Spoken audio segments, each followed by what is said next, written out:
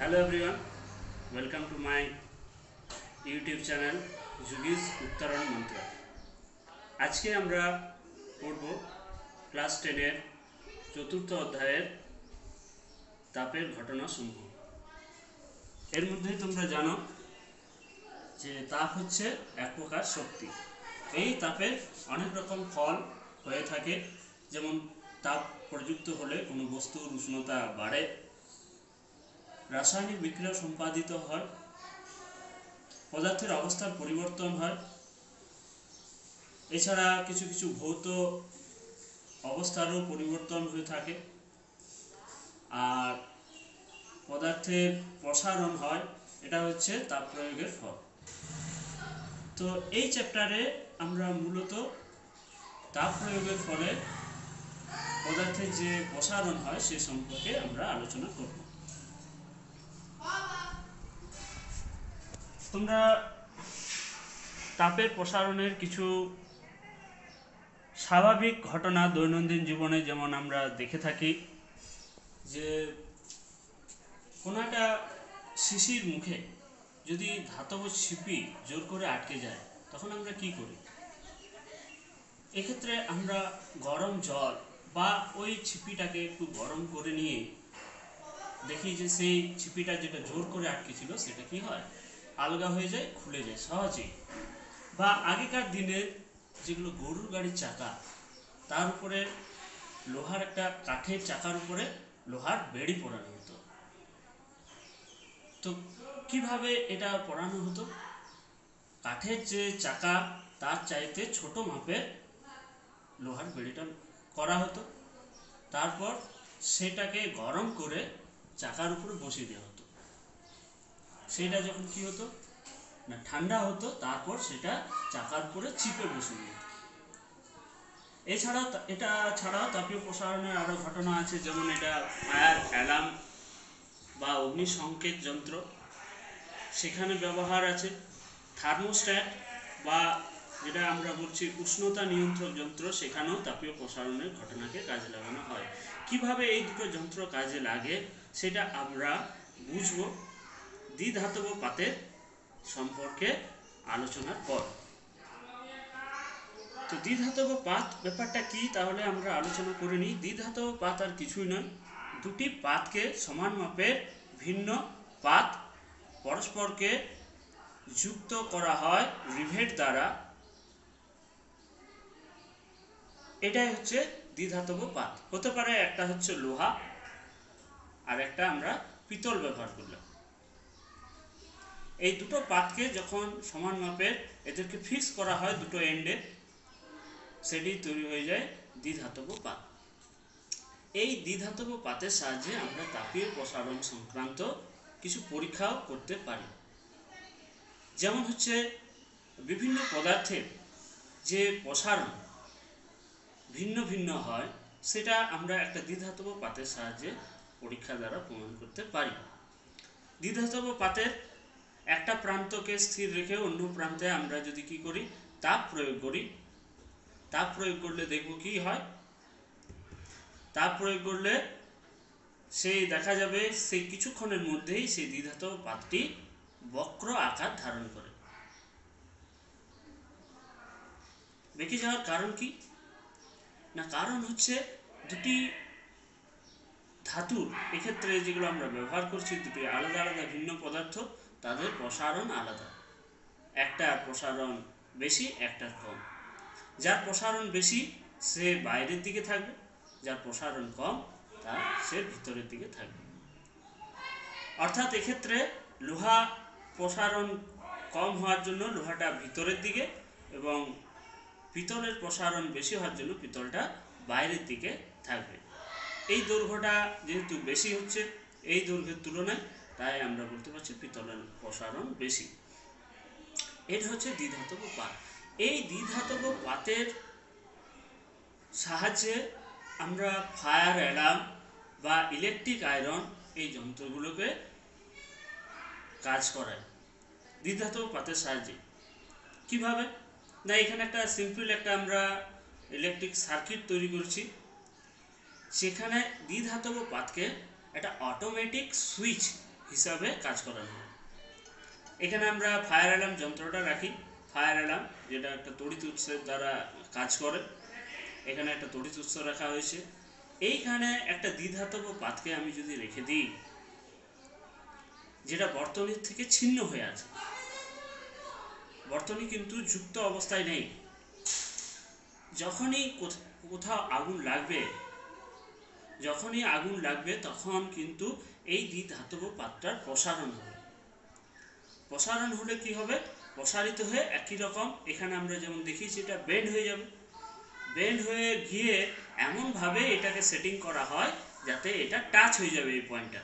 অর্থাৎ এটাকে আমরা যদি এটাকে বি বলি, এটা উত্তপ্ত হয়ে গরম হলে সেটা বি পয়েন্টকে টাচ করবে এবং সঙ্গে সঙ্গে এই বর্তনীটা পুরো পরিপূর্ণ হবে, ক্লোজড হয়ে যাবে এবং এখানে রাখা ফায়ার অ্যালার্মটি তখন তার সংকেত অর্থাৎ শব্দ করে জানান দেবে যে এখানে আগুন লেগেছে। এর উল্টা কাজটাই করা হয় ইলেকট্রিক আয়রনের ক্ষেত্রে, যেটাকে আমরা বলছি থার্মোস্ট্যাট বা উষ্ণতা নিয়ন্ত্রক। যখন ইলেকট্রিক আয়রন ব্যবহার করি, উষ্ণতা যদি এর খুব বেড়ে যায় তাহলে কিন্তু আমাদের ওই আয়রন থেকে আমাদের কাপড় পুড়ে যাওয়ার সম্ভাবনা থাকবে। তাহলে আমাদের কি করতে হবে না, আয়রনের উষ্ণতা যাতে কোনো মতেই একটা নির্দিষ্ট উষ্ণতার বেশি না হয়, অর্থাৎ তার জন্য এমন একটা ব্যবস্থা করতে হবে যে নির্দিষ্ট উষ্ণতায় পৌঁছানোর পরে সেই বর্তনীটা ছিন্ন হয়ে যাবে, তড়িৎ প্রবাহিত করবে না আর কারেন্ট যাবে না। এই কারণে আমরা এইরকম ইলেকট্রিক আয়রন যে বর্তনীতে কাজ করে, ইলেকট্রিক আয়রনের সঙ্গে একটা দ্বিধাতব পাতকে যুক্ত করে রাখি। যদি দ্বিধাতব পাতটা কি হয় না, তাপ তড়িৎ প্রবাহের ফলে তাপ উৎপন্ন হবে, সেই তাপে দ্বিধাতব পাতটাও গরম হবে। একটা নির্দিষ্ট পয়েন্টে এসে কি হবে না, দ্বিধাতব পাতটার এমন প্রসারণ হবে যে সেটা প্রসারিত হয়ে এই বর্তনী থেকে ছিন্ন হয়ে যাবে। বর্তনীটা আর কিন্তু সম্পূর্ণ হতে পারবে না। আবার যখন এটা ঠান্ডা হয়ে যাবে, সংকুচিত হবে, আবার সে কি হবে, বর্তনীর এই পয়েন্টে ফিরে আসবে, বর্তনী সম্পূর্ণ হবে, আবার আয়রনটা গরম হতে থাকবে। ঠিক এই পদ্ধতিকে কাজে লাগিয়েই আমাদের যেগুলো অটোমেটিক যেগুলো স্ট্রিট লাইট থাকে, যেগুলো আপনা আপনি বন্ধ হয়, আপনা আপনি চালু হয়, একই পদ্ধতিতেই কাজ করে। সেখানে সূর্য তাপের ফলে দ্বিধাতব পাতটি গরম হয়ে যাওয়া এবং রাত্রিবেলায় ঠান্ডা হয়ে সংকুচিত হওয়া, এইভাবে সুইচ অফ অন সিস্টেমটাকে কাজ করানো হয়। অর্থাৎ এই পর্যন্ত আমরা যা জানলাম, তাপ প্রয়োগের ফলে পদার্থের প্রসারণ হয়। এই প্রসারণ বিভিন্ন পদার্থের বিভিন্ন, তার মধ্যেও আমরা আবার পদার্থের অবস্থা ভেদে বলতে পারি যে কঠিন পদার্থের তাপীয় প্রসারণ সবচাইতে কম হবে, তরল পদার্থের তার চাইতে বেশি এবং গ্যাসীয় পদার্থের প্রসারণ সব চাইতে বেশি হবে। এরপর আমরা আলোচনা করব যে কঠিন পদার্থের প্রসারণ। কঠিন পদার্থের প্রসারণ, যেহেতু কঠিন পদার্থের নিজস্ব আকার আয়তন আছে, তার ক্ষেত্রফল আছে, সেই কারণে কঠিন পদার্থের আমরা তার দৈর্ঘ্য প্রসারণ, ক্ষেত্র প্রসারণ ও আয়তন প্রসারণ তিন রকমই পাব। তো কঠিন পদার্থের প্রথমে আমরা দৈর্ঘ্য প্রসারণ নিয়ে আলোচনা করি। দৈর্ঘ্য প্রসারণ, ধরছি কোন একটা পদার্থের তার T1 উষ্ণতায় দৈর্ঘ্য ছিল L1, T1 উষ্ণতায় দৈর্ঘ্য হচ্ছে L1 এবং T2 উষ্ণতায় সেই পদার্থটির দৈর্ঘ্য হয়ে গেল L2। অর্থাৎ L1 দৈর্ঘ্যে উষ্ণতা বৃদ্ধি কত হলো, T1 ছিল হয়েছে T2, অর্থাৎ উষ্ণতা বৃদ্ধি হচ্ছে T2 minus T1। T2 minus T1 উষ্ণতা বৃদ্ধির জন্য তার দৈর্ঘ্যের বৃদ্ধি কত হলো, ছিল L1 হয়েছে L2, অর্থাৎ দৈর্ঘ্য বৃদ্ধি হচ্ছে L2 মাইনাস L1। L1 দৈর্ঘ্য ছিল উষ্ণতা বৃদ্ধি করা হলো T2 মাইনাস T1, তার দৈর্ঘ্য বৃদ্ধি হলো L2 মাইনাস L1। এবার যদি একক দৈর্ঘ্য আমরা নিই, L1 দৈর্ঘ্যের জন্য এতটা বৃদ্ধি হলো, উষ্ণতা আমরা একই রাখছি বৃদ্ধি, T2 মাইনাস T1 বৃদ্ধি করলাম, তার জন্য দৈর্ঘ্য বৃদ্ধি তাহলে কত হবে? L2 minus L1 by L1। একক দৈর্ঘ্যের আমরা যদি উষ্ণতা বৃদ্ধিটা একক বৃদ্ধি করি, অর্থাৎ T2 মাইনাস T1 এর জায়গায় উষ্ণতা বৃদ্ধি একক করলাম, তাহলে তার দৈর্ঘ্য বৃদ্ধি কত হবে? L2 minus L1 by L1 T2 minus T1। এই যে জিনিসটা, এইটাকে আমরা আলফা চিহ্ন দিয়ে প্রকাশ করছি, অর্থাৎ আলফা সমান হচ্ছে L2 minus F1 by L1 T2 minus T1। এই আলফাটাকে বলা হচ্ছে কঠিন পদার্থের দৈর্ঘ্য প্রসারণ গুণাঙ্ক। অর্থাৎ জিনিসটা কি? একক দৈর্ঘ্যে একক উষ্ণতা বৃদ্ধির জন্য যে পরিমাণ দৈর্ঘ্য বৃদ্ধি হচ্ছে সেটাকেই বলা হয় কঠিন পদার্থের দৈর্ঘ্য প্রসারণ গুণাঙ্ক। ওকে, তাহলে এর একক কি হবে? এর একক আমরা দেখছি উপরেও দৈর্ঘ্য বোঝাচ্ছে L2 মাইনাস L1, আর নিচেও দৈর্ঘ্য আছে L1, আর আছে নিচে উষ্ণতা T2 মাইনাস T1 উষ্ণতা। যেহেতু উপর নিচে দৈর্ঘ্য আছে তাহলে কেটে যাবে, ক্ষেত্রে শুধু তাহলে এককে থাকবে ডিগ্রি, উষ্ণতার একক নিচে আছে তার মানে degree C minus 1 inverse, degree C inverse, বা আমরা বলছি এসআই পদ্ধতিতে উষ্ণতার একক যেহেতু ক্যালভিন, তাহলে আলফার একক দাঁড়াবে ক্যালভিন ইনভার্স।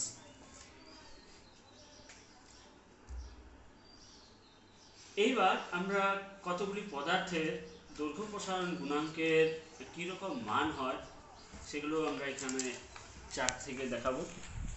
যেমন পিতলের দৈর্ঘ্য প্রসারণ গুণাঙ্ক প্রতি ডিগ্রি সেলসিয়াসে দেখানো হয়েছে 19 × 10⁻⁶, অর্থাৎ এক্ষেত্রে 0.0000019 প্রতি ডিগ্রি সি মাইনাস, এইটা হচ্ছে পিতলের দৈর্ঘ্য প্রসারণ গুণাঙ্ক। বলতে কি বোঝায়? তার মানে আমি যদি 1 মিটার পিতল নিই এবং তার উষ্ণতা 1 ডিগ্রি সেন্টিগ্রেড বাড়ায়, তাহলে পিতলটির যে দৈর্ঘ্য বৃদ্ধি হবে সেটা হচ্ছে এই পরিমাণটা। 1 মিটার পিতলের উষ্ণতা 1 ডিগ্রি সেন্টিগ্রেড বৃদ্ধি করলে তার দৈর্ঘ্য বৃদ্ধি হবে 0.0000019 মিটার। সেক্ষেত্রে এত মিটার তোমার দৈর্ঘ্য বৃদ্ধি হবে। একই রকমভাবে আরও কতগুলো আমাদের কঠিন পদার্থ আছে, যেমন জার্মান সিলভারের হচ্ছে 18 × 10⁻⁶, তামার হচ্ছে 17 × 10⁻⁶, লোহা হচ্ছে 12 × 10⁻⁶, ইস্পাতের 11 × 10⁻⁶, ইনভার হচ্ছে 0.7 × 10⁻⁶। ইনভারের একটু খেয়াল করো, ইনভারের কিন্তু অনেক কম, সেই তুলনায় এদের তুলনায় কিন্তু অনেক কম। এখানে যেখানে 19, এখানে আসছে 0.7, অর্থাৎ এর প্রসারণ কিন্তু অনেক কম হয়। পিতল বা লোহা এদের তুলনায় ইনভারের তাপীয় প্রসারণ অনেক কম। এই কারণে যে সকল যন্ত্রে তাপীয় প্রসারণে অসুবিধার সৃষ্টি হয় সেই রকম যন্ত্রে ইনভার ধাতুটিকে ব্যবহার করা হয়। ইনভার আসলে একটি সংকর ধাতু, এটা আয়রন এবং নিকেল এর সংকরে এটাকে তৈরি করা হয়। এরপর আমরা কঠিন পদার্থের ক্ষেত্র প্রসারণ গুণাঙ্ক আলোচনা করব। কঠিন পদার্থের ক্ষেত্র প্রসারণ গুণাঙ্ক।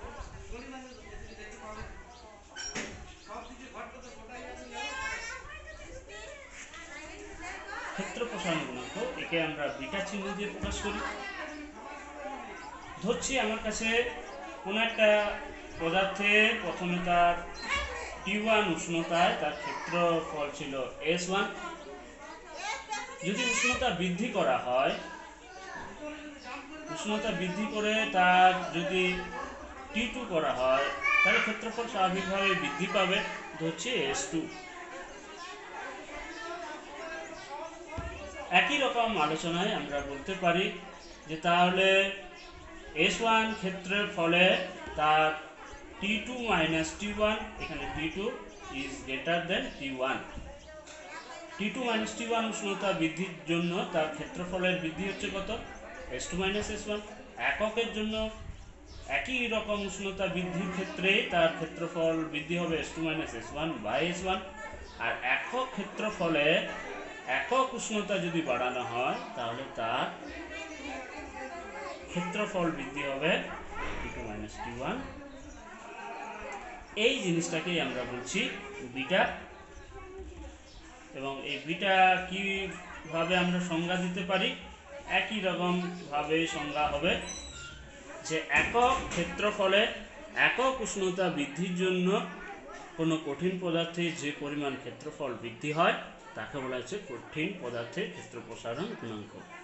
এবং উপর নিচে একই রকম ভাবে ক্ষেত্রফল থাকায় এর এককও একই রকম আসবে, ডিগ্রি সি ইনভার্স বা কেলভিন ইনভার্স। এরপর আমাদের কঠিন পদার্থের আরও একটা প্রসারণ আছে, যেটা হচ্ছে আয়তন প্রসারণ। এবং আয়তন প্রসারণ কী রকম হয় এটা বোঝাবার জন্য আমরা একটি রাশি তৈরি করেছি, এটা হচ্ছে আয়তন প্রসারণ গুণাঙ্ক।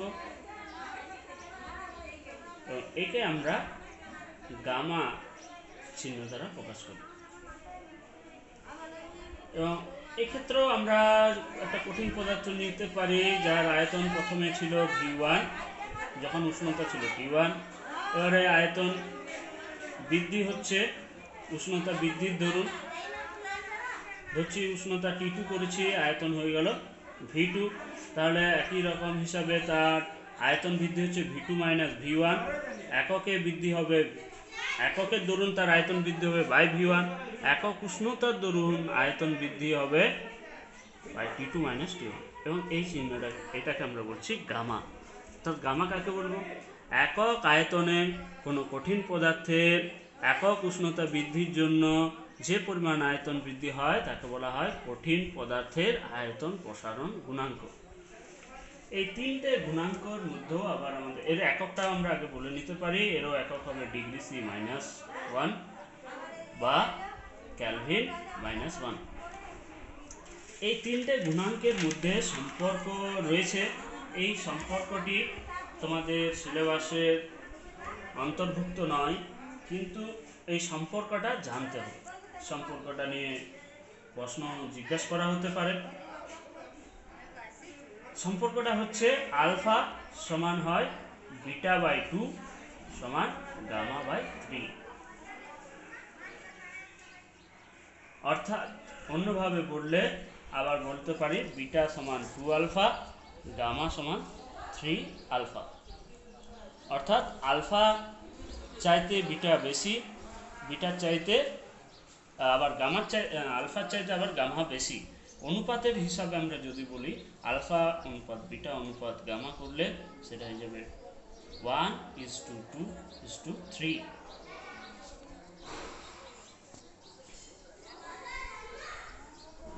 অর্থাৎ দৈর্ঘ্য প্রসারণের চাইতে ক্ষেত্র প্রসারণ গুণাঙ্কের মান বেশি, এবং ক্ষেত্র প্রসারণ গুণাঙ্কের চাইতেও আয়তন প্রসারণ গুণাঙ্কের মানটা বেশি হয়।